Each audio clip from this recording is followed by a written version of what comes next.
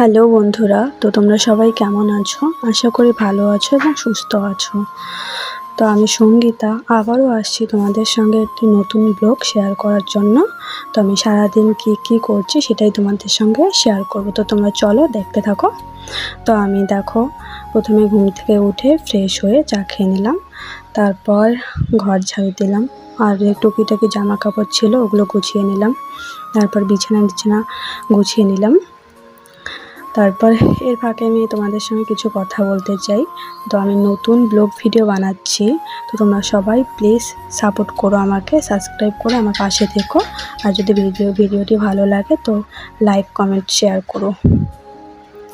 তো আর আমার ভিডিওতে যদি কোনো ভুল ত্রুটি থেকে থাকে তো আমাকে ক্ষমা করে দিও, প্লিজ সবাই সাপোর্ট করো।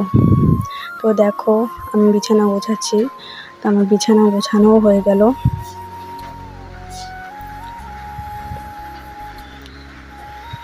বিছানা গোছানোর পর দেখো জামা কাপড়গুলো গুছিয়ে নিলাম।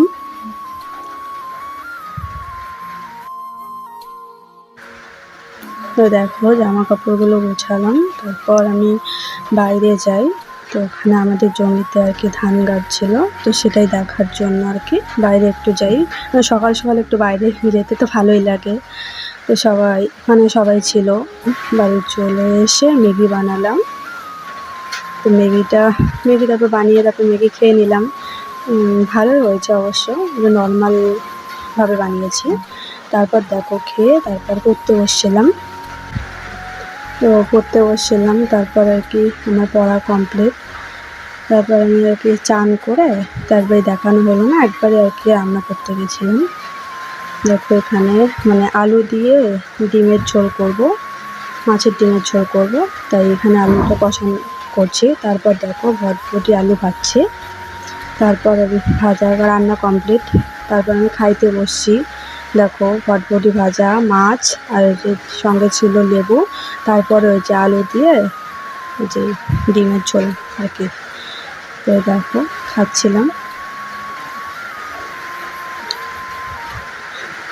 ডিমের ঝোলটা কিন্তু ভালোই হয়েছে। আমি তো নর্মালভাবেই রান্না করেছি আর কি, যদিও অতটাও ভালো পাই না, তো ভালোই হয়েছে আর কি।